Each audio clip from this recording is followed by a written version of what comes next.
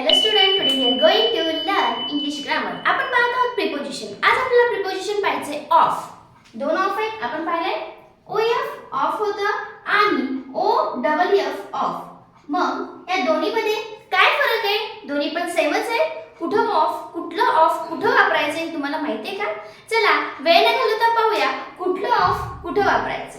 याच्यामध्ये थोडाफार ट्रिक आहे ते आपण जाणून घेऊया. त्यासाठी व्हिडिओ एंड पर्यंत बघत चला. ओके, चला पाहूया.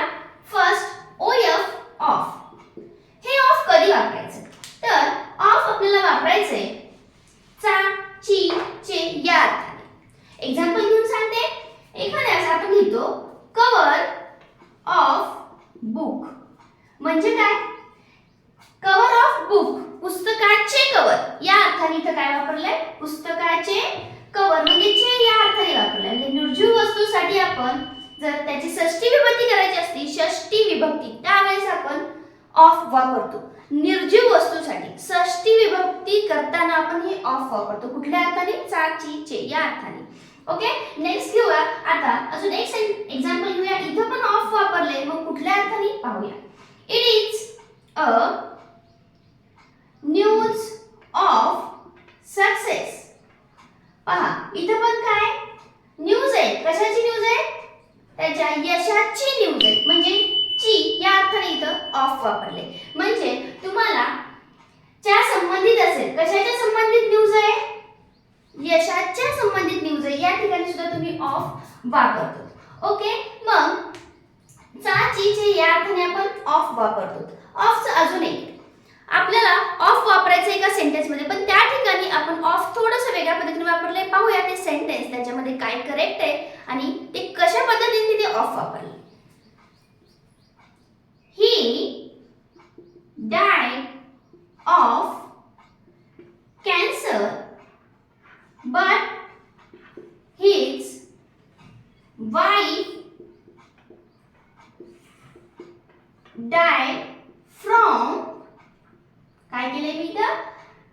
Died from hunger. पहा सेंटेन्स मध्ये थोडंसं इथे एका ठिकाणी मी डायड ऑफ वापरलं, इथे डायड फ्रॉम वापरलंय. तर पहा ही डायड ऑफ कॅन्सर. जर एखाद्या रोगाने एखादा माणूस मेला असेल, रोग होऊन म्हणा, कॅन्सरच नाही कुठलाही रोग हो, त्या रोग झाल्याने जर त्याची डेथ झाली असेल त्या ठिकाणी तुम्ही डायड ऑफ वापरायचं, नॉट फ्रॉम.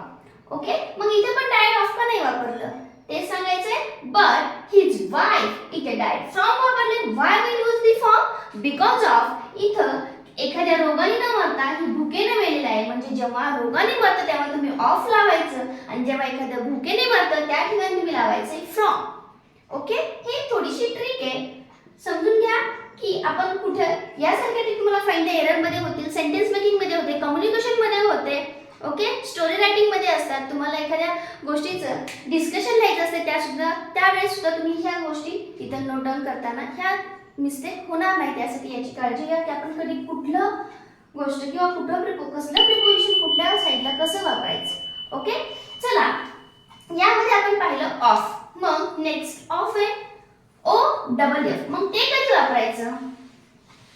OWF हे ऑफ, त्याचं मीनिंग येतो OWF. हे ऑफ वापरतो आपण बंद, तुटणे, उड्डाण करणे किंवा वेगळं होणे या ठिकाणी सुद्धा हे ऑफ वापरतात. एक्झाम्पल देऊन आपण समजून घेऊया हे ऑफ कसं वापरायचं. पहा एक्झाम्पल इथे द प्लेन टुक ऑफ. या ठिकाणी OWF वापरायचं, नॉट OF ऑफ. कारण या ठिकाणी उड्डाण घेणे या अर्थाने आपल्याला वापरायचे, म्हणून आपण OWF हे ऑफ वापरणार आहे. At 8 o'clock. ओके, या ठिकाणी हे ऑफ वापरा. बिकॉज ऑफ या ठिकाणी याचा अर्थ होतो उड्डाण करणे किंवा घेणे या अर्थाने इथं वापरलेला आहे. नेक्स्ट सेंटेन्स घेते स्विच. पहा नेहमी असतं ऑन किंवा ऑफ कर म्हणतो, स्विच ऑन द बटन म्हणतो, स्विच ऑफ द म्हणतो. मग त्या ठिकाणी आपण कुठलं वापरतो? त्या ठिकाणी सुद्धा आपण वापरतो OWF हेच ऑफ वापरतो. म्हणजे हे ऑफ इथं बंद करणे या अर्थाने, नॉट OF ऑफ.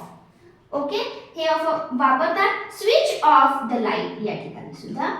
म्हणजे पहा मॅक्झिमम हे ऑफ जास्त वापरात येत नाहीये. म्हणतो आपण पण वापरात येत नाही. OWF याचा अर्थ इथं ऑफ बंद या अर्थाने आपण वापरायचा, नॉट OF ऑफ. ओके, काही फेजेस आहेत त्या आपण घेऊयात लिहून, त्यानुसार तुम्हाला समजून येईल की ते फेजेस कशा वापरण्यात येतात.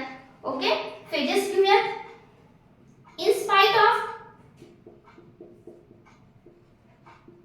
ओके, इन स्पाइट ऑफ म्हणजे आली तर ही फेज अशीच येते. In spite to, in spite from, in spite असं होत नाही. ही एक फेज आहे, इन स्पाइट ऑफच असतं. यासाठी या फेजेस तुम्हाला उपयोग येतील. Next, proud of, capable of. Okay, beware of, परत फ्राइड ऑफ, अजून tried of, scared of, nervous of. अशा काही फेजेस आहेत त्या तुम्ही वापरू शकता. सो फेजेस पाहिजे असतील किंवा याला नोट डाऊन करा, अदरवाइज स्क्रीनशॉट घ्यायचा. ओके, आता समजून आलं असेल OF ऑफ आणि OFF ऑफ याच्यामधला फरक काय आहे, आपण कुठलं ऑफ वापरायचं. ओके, काही डाऊट असेल कमेंट मध्ये नक्की विचारा. व्हिडिओ कसा वाटला हे सुद्धा कमेंट मध्ये सांगत चला. ओके, लाईक करून घ्या आणि शेअर आणि सबस्क्राईब करायला मात्र विसरू नका, कारण आपल्याला इंग्लिश ग्रामर परफेक्ट